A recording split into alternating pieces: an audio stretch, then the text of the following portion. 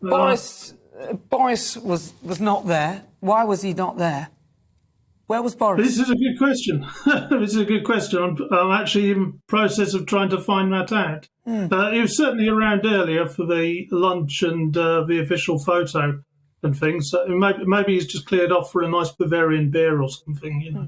Probably.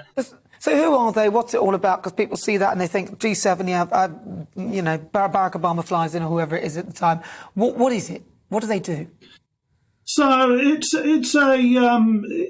basically an annual shindig for the most powerful 7 countries now and biggest economies. Not quite all the biggest economies, but the biggest 7 economies in the democratic world, at least.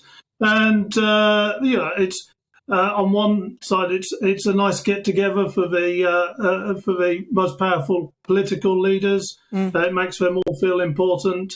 But they do actually talk about some serious stuff. So, for instance, when it was held in Cornwall recently, they actually kind of try to tie up minimum corporation tax, which they're trying to force onto the rest of the world, of 15%. So, things do get done, and obviously Ukraine's top of the list here.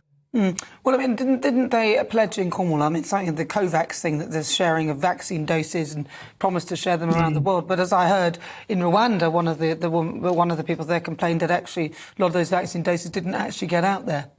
I mean, they seem to make these great pledges. Yeah. Yeah, well, I mean, what they agree doesn't always happen. Let's be blunt about it. And I'm not always sure that there's a willingness to make things happen. I mean, you could be cynical about it and say it's just a nice party with some posh food and some expensive drink in a kind of holiday resort that most of us can't afford. It does provide a nice bit of advertising for the place they choose. I'm sure a few people will be looking at the Bavarian Alps now, and Cornwall got a few people on the back of it last time. So who are they then? The top 7. I mean, who are the current ones? You've got let's see. You've got Justin Trudeau. Have you got there for Canada? He's one of them. Boris Johnson, UK. Joe Biden. When he's around. United Joe States. Biden, obviously. Yeah. I mean, he spoke. He didn't really make much. I mean, I listened to bits of stuff, but he wasn't really. Did he do a good speech overall? Did people respond well to him? No. I mean, it's as ever with Biden. It's all very rambling, and you get his supporters trying to say it's the greatest speech of all time, but.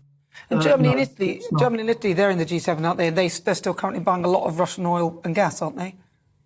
They are, yeah. And Mario Draghi, who's not even an elected prime minister, he's basically an appointed bureaucrat.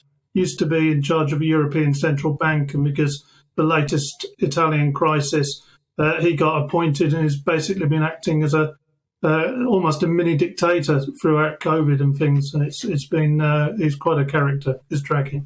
So in your view, then, is it a waste of time? Or is it actually quite a productive thing? I think even on a kind of symbolic level, it's quite important because it does get these powerful people together. It does force them to at least discuss the issues. Some important things do get agreed. They don't always follow through, but it's important that these discussions are taking place.